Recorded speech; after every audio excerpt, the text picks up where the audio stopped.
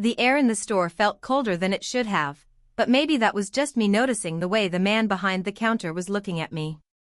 It wasn't the usual quick glance you give a customer, it was a slow, almost calculating stare, like he was scanning every inch of me for reasons why I shouldn't be there. I walked in with a simple purpose, to find a dress for an upcoming event. I had been saving up for weeks, cutting back on small luxuries so that I could treat myself to something nice, something that would make me feel confident. But the moment I crossed that shiny glass threshold, it was like I had stepped into enemy territory. The store was quiet, the kind of quiet that should feel relaxing but instead felt suffocating. The racks of clothing stood like soldiers in perfect lines, everything in its place, and I could feel the weight of 100 price tags hanging over me.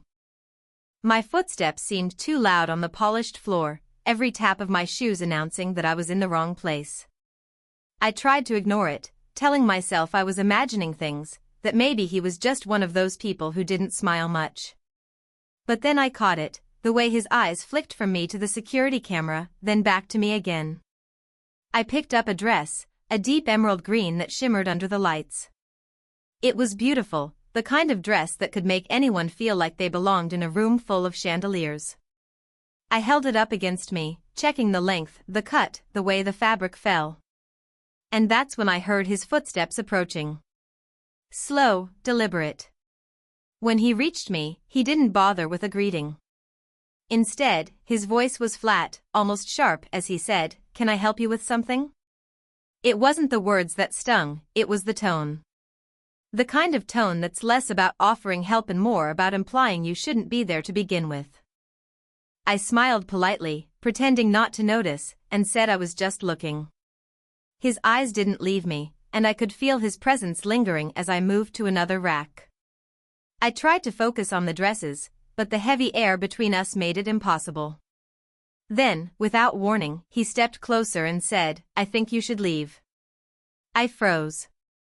My first thought was that I must have misheard him. I turned slightly, giving him a chance to correct himself, to say he meant something else. But no, he repeated it, clearer this time, as if my confusion only made him more impatient. My hands tightened on the hanger, my mind racing to find a reason. I hadn't done anything wrong. I wasn't loud, I wasn't touching things carelessly, I wasn't even carrying a big bag that could make me look suspicious. And yet, here I was, being told to leave like I was some kind of problem. My cheeks burned, not just from embarrassment, but from the sharp sting of being treated like I was less than. Around us, a few customers glanced over, their eyes darting between me and the man, curious but not curious enough to get involved. I wanted to ask him why. I wanted to make him say it out loud. But something in his eyes told me the answer wouldn't be worth hearing. There was no policy, no real reason, just a decision he made the moment I walked in, a judgment based on nothing more than what he thought I was. The humiliation hit me in waves. Every second I stayed there felt like a battle between pride and pain. Pride wanted me to stand my ground, to refuse to leave until I was ready. Pain told me to go, to escape the eyes, the stares, the suffocating judgment. With a deep breath, I placed the emerald dress back on the rack. My fingers lingered on the fabric for a moment longer, almost as if I was holding on to something I deserved but couldn't have. I turned toward the door, my steps slower than they needed to be, because part of me wanted him to see that I wasn't running.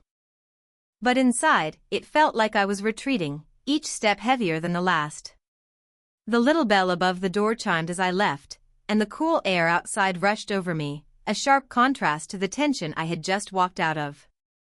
I kept walking, not looking back, but the scene replayed in my mind, every glance, every word, every drop of shame sinking deeper. I sat in my car for a long time that day, hands gripping the steering wheel, staring at the reflection of the store in the rearview mirror. The humiliation still burned in my chest, but beneath it, something else was starting to take shape, something sharper, more stubborn. It wasn't just the embarrassment of being told to leave, it was the way it had been done, like I was invisible yet somehow offensive at the same time. I could have let it sit there, a wound that faded with time, but instead, I felt it hardening into resolve. I didn't know exactly what I would do yet, but I knew one thing with absolute certainty: I would never give that man the satisfaction of seeing me small again. On the drive home, I thought about all the moments in my life where someone had underestimated me, dismissed me, or decided I wasn't worth their time. There had been many. Sometimes it was subtle, a glance, a sigh, a tone of voice that carried more weight than words. Other times, it was outright rejection.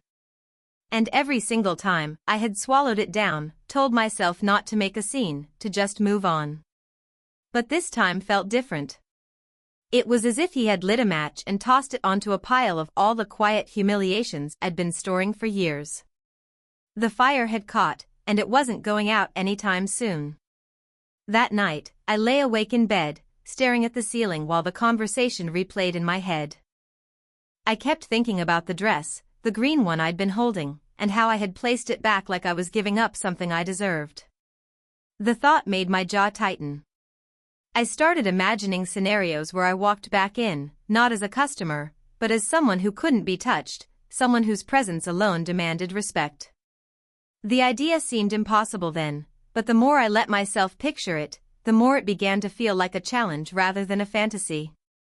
The next morning, I made myself a cup of coffee and opened my laptop. I started researching, not the store, not the man, but wealth. Real wealth. Ownership. Investment. I didn't just want to have money, I wanted to have power, the kind that meant no one could ever make me feel like I didn't belong again. It was overwhelming at first, all the terms and numbers and strategies I didn't yet understand.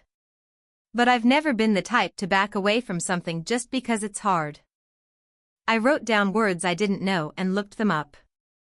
I read articles, watched videos, and took notes like a student preparing for an exam I refused to fail. In the weeks that followed, I started cutting out unnecessary expenses. No more impulse buys, no more spending just because I was tired or stressed. Every dollar I saved, I thought of as a brick, something I could use to build the future I wanted. I opened a separate account and funneled money into it, no matter how small the amount. At first, it seemed almost laughable. What difference could $20 here or $50 there really make? But I knew it wasn't about the amount, it was about discipline. I was teaching myself a new way of thinking, one where my future mattered more than my comfort in the moment. There were days when the goal felt too far away, like trying to climb a mountain with no idea how high it went. I would feel that old whisper of doubt, the one that said maybe I was aiming too high, maybe I should just settle for less. But then I would remember his voice telling me to leave, the look in his eyes that told me I wasn't worth his time. That memory became my fuel. Every time I wanted to quit, I pictured that moment, and it pushed me forward. I also began surrounding myself with different people who were ambitious, who talked about ideas and investments instead of gossip and complaints. Listening to them speak made me realize that the mindset I needed wasn't reserved for some special group of people, it was something I could develop if I was willing to work for it. I asked questions, even when I felt stupid for not knowing the answers. I listened more than I spoke, absorbing everything I could. Slowly, my plan started taking shape. I didn't just want to make enough to feel secure, I wanted to make enough to own something big, something that could never be taken from me. I wanted to walk into any building, any store, any room, and know I had earned my place there. The vision became so clear in my mind that it stopped feeling like a dream and started feeling like a promise I had made to myself, one I intended to keep no matter how long it took. The path from decision to reality was far from smooth. It began quietly, almost invisibly, in the early mornings before work and late nights after everyone else had gone to bed. I was still working my regular job, still paying bills, still dealing with the day-to-day demands of life, but in every spare moment I could find, I was building. I read books on finance and entrepreneurship until my eyes ached, not the kind of books with flashy titles promising overnight success, but the ones filled with dense pages of practical knowledge and hard truths. I wanted more than inspiration, I wanted a blueprint. The sacrifices started small at first. I gave up weekend outings, turned down invitations to dinners that would eat into my budget, skipped vacations. My friends noticed the change, some supportive, others skeptical. "You're working too hard," they would say. "Lev a little." But I had started to understand that I wasn't just working hard, I was working toward something. The difference mattered to me, even if they couldn't see it yet. Every paycheck became a puzzle. I would sit at my kitchen table with a pen, paper, and calculator, dividing the money into sections: what was necessary, what could be saved, what could be invested. It was a delicate balance. Some months, unexpected expenses would come up, and I'd feel the frustration of having to slow down. But even then, I refused to let the momentum stop completely. Even if I could only save a fraction of what I'd planned, I saved it. The discipline became its own kind of strength. I also learned to work with what I had. I took on side jobs, anything from freelance work to small projects that would bring in extra income. I remember delivering products for a small business after work, the kind of gig most people wouldn't think twice about, but to me, every extra dollar was another step closer.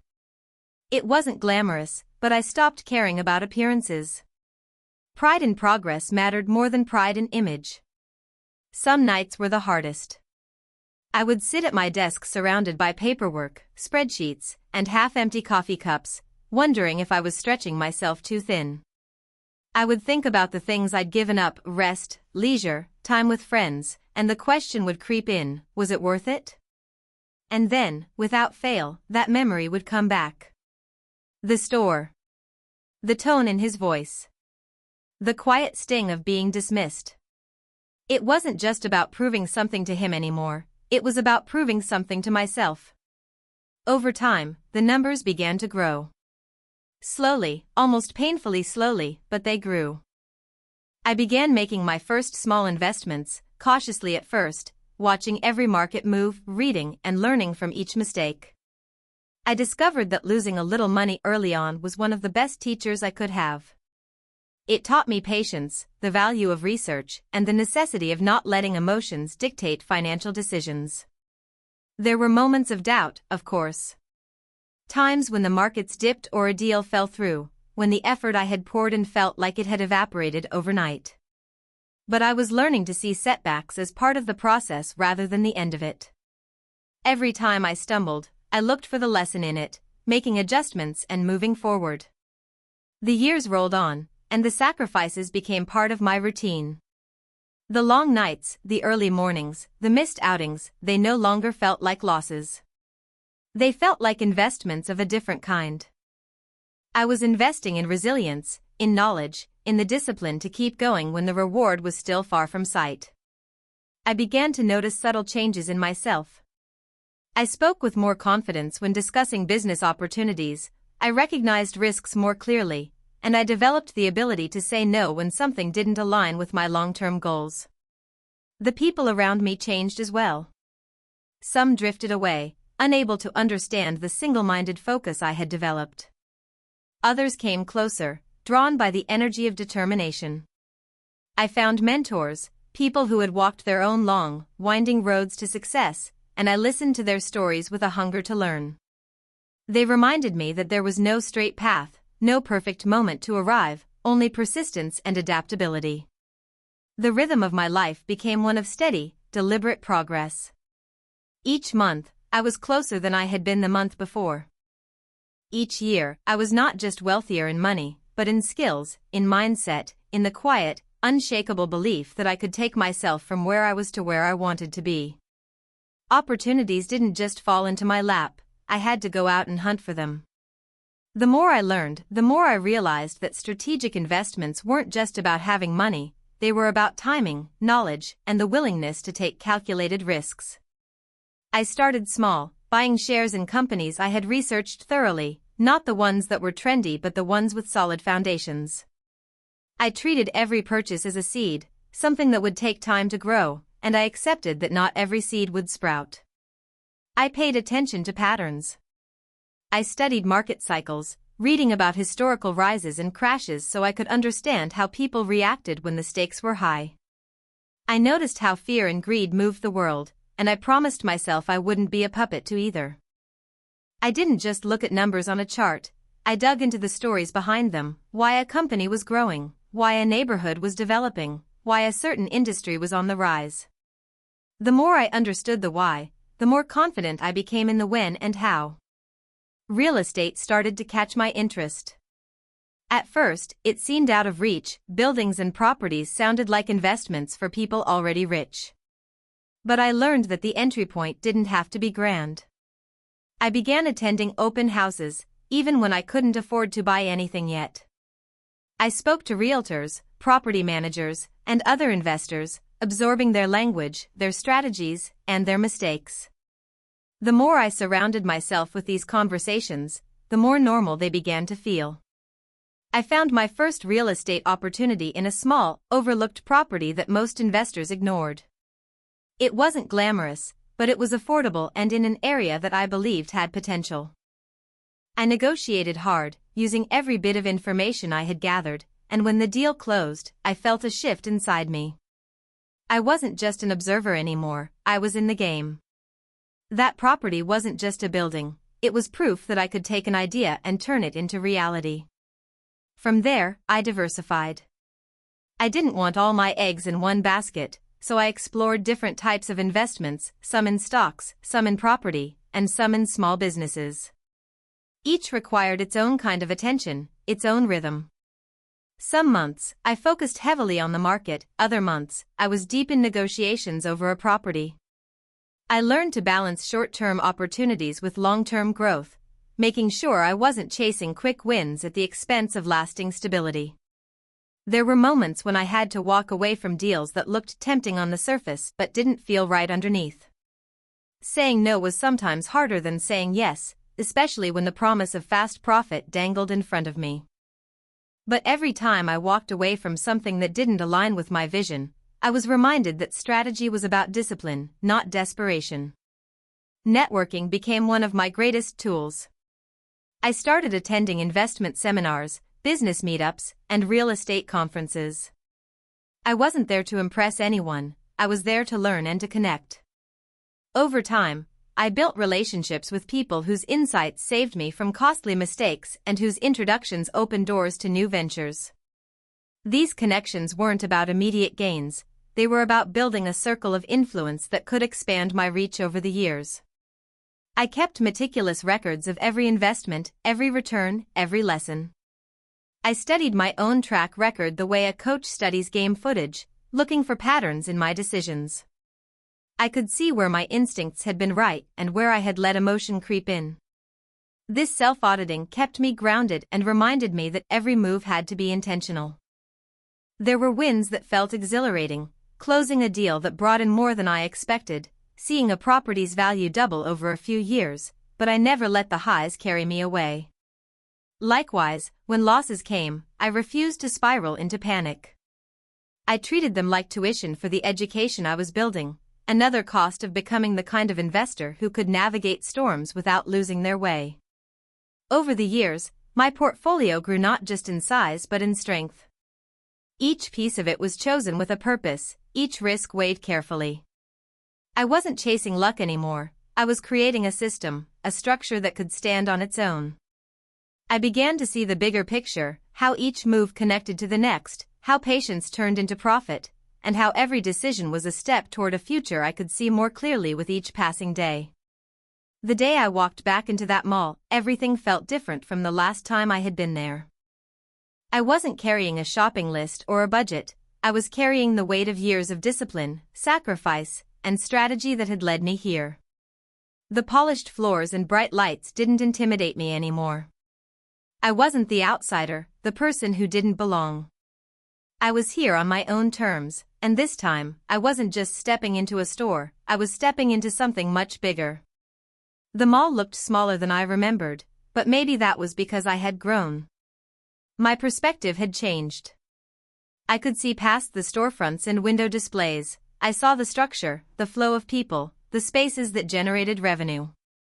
I wasn't just looking at merchandise, I was looking at assets. The sound of footsteps echoing down the tiled corridors felt like opportunity itself, and I was now in a position to claim it. Walking toward the familiar corner where that store sat, I noticed every detail I had once been too distracted to see. The lighting, the arrangement of the shops, the types of businesses thriving here, all of it was information. My mind, trained over years of strategic thinking, couldn't help but assess the value of each square foot. I knew the numbers now: foot traffic, rental income, maintenance costs. I wasn't wandering aimlessly, I was observing my new domain. I passed shoppers carrying bags, teenagers laughing near the food court, families with kids tugging them toward the toy store. It struck me how much life passed through this place every single day, and how much of that life was tied to ownership. I thought about how many times I had stood on the other side of that equation, spending my hard-earned money here without realizing who truly benefited. Now I was on the other side, and the view was entirely different. When I reached the store, I paused outside. The window display was different, the mannequins dressed in the season's latest arrivals, but the memory was still there. I could almost hear his voice, the clipped words that had once cut me down. I took a breath, steady but full of the unshakable knowledge of who I had become since then. The urge to confront him directly was there, but I knew my presence alone spoke louder than anything I could say. The mall's management team had been expecting me, and when I met with them, the conversation wasn't about whether I belonged, it was about logistics, contracts, and plans for the future. I spoke their language fluently now, negotiating from a position of power. There was no hesitation in my voice, no hint of uncertainty. Every term, every clause, I understood fully. I wasn't here to be intimidated, I was here to make decisions. The process of acquiring the mall hadn't been easy. It had taken months of negotiations, assessments, and due diligence. I had gone over every financial report, every lease agreement, making sure the numbers worked in my favor. I knew exactly what I was buying and why. I understood the potential for growth, the possibilities for redevelopment, and the ways I could increase profitability. This wasn't just a purchase, it was a strategic move in a larger plan. As I walked through the corridors with the management team, we discussed upgrades, marketing strategies, and ways to attract more tenants. I thought about how, years ago, I wouldn't have even known what half these terms meant. Now, they rolled off my tongue naturally. I had built this knowledge one lesson at a time, and now it was working for me in real time. There was a quiet satisfaction in knowing that the same walls that had once held a place of rejection for me were now under my control. I didn't need to gloat or make a scene. My ownership was the statement. Every light that flickered on in the morning, every store that opened its doors, every dollar spent here, it all flowed upward to me. That was the real power, the kind that didn't need to be announced to be felt. I kept walking, listening to the hum of the crowd, the music from the speakers, the constant rhythm of commerce in motion. I was part of it now, not as a bystander but as the one holding the keys. The journey that had started with a single moment of humiliation had led me to this place, and as I stood there, I could see not just the mall in front of me, but the endless possibilities beyond it. The moment I finally faced him again, it was almost surreal. He stood behind the same counter where he had once told me to leave, his posture still carrying that same air of authority he had used to dismiss me years ago. Only this time, the power dynamic had shifted entirely. I wasn't a customer anymore. I wasn't here to browse, to ask for a fitting room, or to be judged based on what he thought I could afford. I was here as the owner of the ground beneath his feet, the walls around him, and the roof over his head. I stepped into the store, not in a rush, not with loud footsteps, but with the kind of calm confidence that comes from knowing you don't need to prove anything. My eyes scanned the space, not to admire the clothes on display, but to take in the details of my investment. The fixtures, the lighting, the layout, all of it was mine now, leased to him under terms I had approved. He noticed me immediately. For a moment, confusion flickered across his face. He was trying to place me, to figure out why I seemed familiar. I could see him flipping through mental snapshots, trying to connect me to a memory buried deep in his mind. Then, recognition hit. His expression shifted, subtle but undeniable. He remembered. I didn't rush to speak. Silence can be louder than words, and I let it settle between us until it became impossible for him to ignore. Finally, I introduced myself, not as a customer, but as the new owner of the mall. The words hung in the air, and I watched as they sank in. The pride that had once been in his stance seemed to falter, just a little, replaced by something he tried to hide. We spoke briefly, the conversation polite on the surface but layered with unspoken history. He asked questions about the changes I might bring, about the plans for the mall. I answered calmly, directly, making it clear that every decision about his store's future would now pass through me. There was no anger in my tone, no attempt to relive the humiliation he had once caused me. This wasn't about revenge, it was about showing that I had risen far beyond the version of myself he had dismissed. Owning the space where I had once been made to feel small was its own kind of justice. I didn't need to throw his words back at him, the reality of the situation did that for me. Every month, his rent payments would pass through my hands. Every improvement he wanted for his store would require my approval. He could no longer pretend I didn't belong, because my signature was on the very documents that allowed his business to operate here. As I left the store, I could feel the shift, not just in him, but in me. That memory from years ago no longer carried the same sting it once had.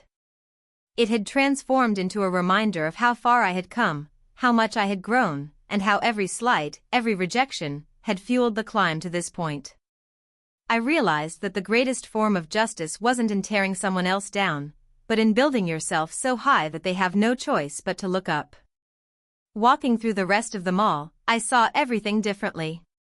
The food court vendors, the retail clerks, the shoppers moving from store to store, they were all part of a larger system that I now had the power to shape. Decisions about leases, about renovations, about what kind of businesses would thrive here, all of that rested with me. It was a responsibility, yes, but it was also the ultimate affirmation that I had earned my place. I passed by storefronts that were just starting out, owners filled with hope and determination. Some reminded me of myself in the early days, nervous, uncertain, but willing to work for something better. I thought about how I could use my position not just to profit, but to create opportunities for others, to make sure that no one was ever made to feel the way I once had when I walked into that green dress store. The echoes of my footsteps on the polished floor felt like a rhythm I had waited years to hear. Every turn, every corridor, every shop was a reminder that my presence here wasn't temporary. I was rooted in this place now, not as a visitor, but as the one who decided what happened next. The mall wasn't just a property, it was a statement, a symbol of a journey that had started in humiliation and ended in undeniable ownership.